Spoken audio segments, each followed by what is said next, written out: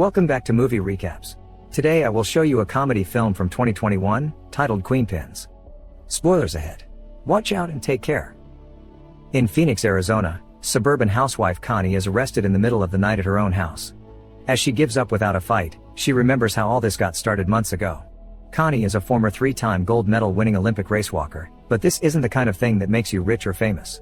Nowadays she lives with her husband Rick, an IRS auditor she has a very tense relationship with. Because they weren't capable of having children, they spent a lot of money on treatments, but sadly, when Connie finally got pregnant, she lost the baby. That's when Rick decided to take a traveling position at work, so he can be away for 3 weeks every month.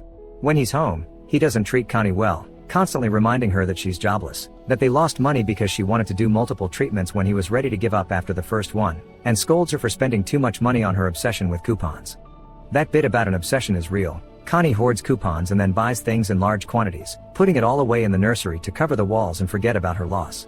The good side of Rick not being around so much is Connie getting the chance to befriend her neighbor Jojo, who has a YouTube channel about saving tips and is coupon obsessed too. She lives with her mother Josie and is having trouble finding work because her identity got stolen not so long ago. In her free time, she flirts with the mailman Earl and sells makeup door to door, which isn't going very well either. Whenever Connie goes to the supermarket, she gives cashier Greg dozens of coupons for her purchase. It holds back the line for a while, but it also means her final ticket goes from over $100 to $16. Connie always likes to say that if you watch the pennies, the dollars will take care of themselves. One afternoon, while putting away the groceries on the shelves, she gets upset when she sees the baby wallpaper among the boxes, so she decides to eat a bunch of cereal as if it could heal her depression. The cereal turns out to be stale, so Connie uses all her current inner anger to send a complaining email to the cereal company. A few days later, Connie receives a coupon for free cereal in the mail with a letter from the company apologizing for the stale product. When she goes to the market to exchange it with a smug attitude, Greg explains she isn't special, all companies will send free coupons to people that complain. This inspires Connie to send a bunch of letters to different manufacturers even if there wasn't anything wrong with the products, which earns her a huge pile of coupons for free stuff. Connie shows them to Jojo, who is shocked to see such a strategy and even tries to buy a coupon from Connie because it would still be cheaper than the actual price. Her offer makes Connie realize selling stuff she got for free would give her 100% profit and it would make for a great business. After searching the internet, she discovers that the coupons are made in Mexico, not far from where she lives, so they could go and steal a bunch to resell. Jojo is skeptical at first, but since she's drowning in debt, she accepts to help. Meanwhile in Nevada, loss prevention officer Ken is doing his job at a local market. When a cashier has trouble with a coupon, he checks it out and quickly realizes it's fake. The manager asks if they can honor it anyway because the old lady has been their client for decades, but Ken refuses because rules are rules. Ken's manners are incredibly poor, earning him some insults from the old lady. A similar situation happens later when he gets on a plane to return home. A mother asks him if he could please switch seats with her daughter so she can watch the landing to help her calm down, but Ken refuses like a twat, saying it's an important lesson for the kid to learn. When he finally arrives at his lonely apartment in Utah, Ken yells at the TV in frustration. The next day in Mexico, Connie and Jojo make it to the coupon factory and watch the employees end their shifts. They decide to approach Alejandro and Rosa, a couple that is already breaking the rules but doesn't look too dangerous. The duo follows the couple with the car and they think they're about to get robbed, but after Connie and Jojo clarify they're there for help, they are welcome at Alejandro's house to have a little chat. It turns out Rosa is pregnant and their salaries are a joke, so it's easy for Connie and Jojo to come forward with their offer. If the couple steals coupons for them, they will resell them later in the USA and share part of the profits. Alejandro isn't sure it's a good idea, but Rosa convinces him to do this for the sake of their baby. Making a plan isn't too difficult. The factory is divided into printing, where Alejandro works, and redemption, where Rosa works. Each side usually doesn't know what the other does. With every coupon they print there's always an extra that is supposed to get destroyed, but Alejandro can ship those extras to Connie and Jojo when their trucks do their distributions around the USA. There will be no problems at the border because they'll only see a box with coupons, not a legal activity.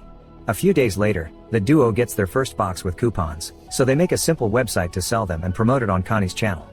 Their business quickly becomes a success, earning them tons of money, but the supermarkets soon start noticing too. Ken receives dozens of letters and phone calls from managers complaining about all the money they're losing, so he begins a thorough investigation until he can find a credit card number behind one of the many purchases made with these coupons. After 11 days of work, Ken goes to see the housewife that used this coupon and learns about the website that sells them, promoted by a black woman on YouTube. When Ken returns to the office and opens the website, he finds the motto, "If you watch the pennies, the dollars will take care of themselves." Back to the duo, they're upset to find their PayPal account has been frozen because it's received too much money too quickly. To unfreeze it, they need to prove they're running a legitimate business. They don't know how to do this properly, so in their desperation, they decide to contact Tina, who is a famous hacker on the dark web. Tina scolds them for promoting this so freely because it can be all traced back to them, so after deleting JoJo's videos, she explains they need a front for their business so they can clean their money. They'll get a bunch of fake IDs, bank accounts, and a stash house to work in. Also, they must wait 6 months before spending their money so every connection they've established to their real names can have time to disappear. After agreeing Tina will get 10% for her help, she gives them a special encrypted USB stick for them to keep their important files in. Thanks to Tina's quick thinking, there are no clues left on the internet for Ken to follow. He goes to the FBI and gets told they'll look into it, but actually, they find a problem with coupons to be laughable, so they throw the case to their lowest desk worker Albert. Since he has nothing better to do, Albert accepts the case. Using JoJo's cosmetics brand as a cover and Tina's fake IDs, the coupon scam begins growing into a very profitable business again while Ken leaves messages for the FBI every day.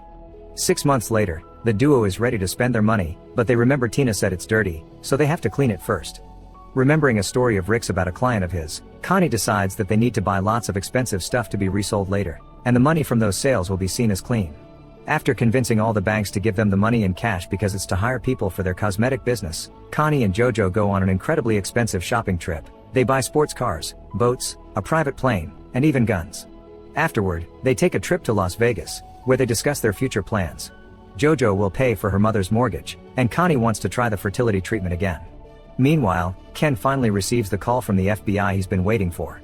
Albert informs him he can't do anything on the internet because an expert has deleted all cookie trails, but since the coupons are being sent through old regular mail, he'll send someone that can actually help. 2 days later, Ken meets Simon, a postal inspector. Simon accepts the case and asks Ken to order some coupons from the website so they can take a good look at the system. When the envelope arrives a couple of days later, Simon quickly notices the envelope says it's from Kansas but it actually comes from Arizona thanks to the special numbers on the online stamp. He will be flying to Phoenix soon and agrees to take Ken with him since he already knows all the supermarkets in the area. Back to Connie, she makes an appointment at the fertility clinic and takes JoJo with her for support because she hasn't told Rick she's doing this. The doctor informs her this is her last shot, so Connie decides to use a donor's seed instead of her husband's. Later in the evening, Tina contacts them again to know where all the money has gone and gets very angry when she hears their reasoning because they missed the point. By using JoJo's cosmetics brand, they had already cleaned the money. Now they must sell everything they bought as soon as possible and put it back in the bank in small amounts per day. When Rick comes back from his latest business trip, he notices the new TV Connie has bought, so she tells him she's gotten a sales job and that she doesn't use coupons anymore. This greatly pleases Rick, who calls her a new wife, which makes Connie even sure to go through the treatment with a donor's seed. In the meantime, Ken and Simon are interrogating all the cashiers in the area, asking for any clients with coupon obsessions. When they get to Greg, they find the information they need. He doesn't know Connie's name, but he gives them her description and mentions her 2 pennies motto, which Ken remembers having seen on the website. The next day, they go to the local post office to see if any of the workers knows anything about a coupon blonde. Nobody remembers Connie, but when they hear the word coupons, they snitch on Earl because he always was watching JoJo's saving tips on YouTube. Back to the duo, selling all their stuff on eBay is becoming too hard because there's so much of it. When they go to a cafe for a drink they find 2 men from a gun club, so they get their club's address and visit it later with all their weapons for sale. JoJo makes an amazing sales pitch but the leader still refuses to buy them, so the duo agrees to make them a good discount if they buy them all, sealing the deal. Ken and Simon interrogate Earl in private, but he refuses to give them any information. Once he's released, he goes to JoJo's house. There, he leaves her a note in an envelope disguised as regular mail among the bills which Josie takes without understanding how important it is. What Earl doesn't know is that Ken and Simon have followed him there, and now they'll do surveillance outside the house for as long as they need. Night has fallen by the time JoJo comes home, and the men realize this is the black woman the housewife had seen on that YouTube video, when JoJo comes out of her car and begins dancing in the middle of her driveway to celebrate the amazing deal she made earlier. The next morning, JoJo is distracted by an argument with Josie and pays no attention to the mail, so she drives to the stash house as usual. Ken and Simon follow her there and see Connie as well, realizing she's the blonde from Greg's description. Simon gathers other postal inspectors to begin the operation properly, and now they have more details. It's very easy for them to find Connie's and JoJo's identities, especially when they show a picture to Greg and he confirms it. Later that night, JoJo can't sleep, so after checking on her mom, she goes to the kitchen to get a snack. That's when she finally finds Earl's note urging her to leave town, but it's too late. Simon arrives with his men and arrests Connie, JoJo, and Josie. After their homes and the stash house are raided, the arrest appears on the news, and Earl is surprised to see JoJo's face on TV. When the interrogations begin, Rick and Josie quickly say they had nothing to do with it and accept to cooperate with the authorities. Jojo tries to play the innocent card and pretends she doesn't know what they're talking about, but they found her videos on her computer. Connie, on the other hand, admits her crime, but she's shocked to hear that they may be facing 40 years to life for fraud. If she takes full responsibility for starting all of it, they'll go easier on Jojo, so Connie accepts the deal.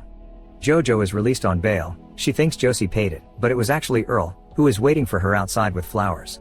Sadly, Connie isn't as lucky. Rick only visits her to scold her and refuses to pay the bail, so Connie asks for a divorce. The investigation continues and the inspectors trace the coupons back to Alejandro and Rosa, but by the time they discover this, the couple has already disappeared. Since the trail has gone cold, the Mexican government won't go after them. Connie hires a rather expensive lawyer, and this proves to be the right decision. On the day of the trial, the lawyer convinces everyone that Connie and Jojo just made use of a loophole the same way corporations do all the time. His tactic is a success and Jojo gets 10 days in prison plus 1 year of probation, while Connie gets 11 months in jail with the possibility of parole. Simon and Ken aren't happy with this result and demand answers from the state attorney, who explains the judge went easy on the women because the brands on the coupons pressed for leniency to avoid bad press. For such megacorporations, the $80 million this scam cost them is just pocket change. Now the case is over, Simon must leave, but first, he tells Ken he's a good man and he's glad to have worked with him, but he also needs to dial down the attitude a little. As days pass, everyone's lives change. Ken begins being a little nicer, making exceptions for old clients with fake coupons and finally gathering the courage to make a profile on a dating app. Connie gets the divorce she wanted and the fertility treatment turns out to be a success, so she spends her months in prison with a big pregnant belly.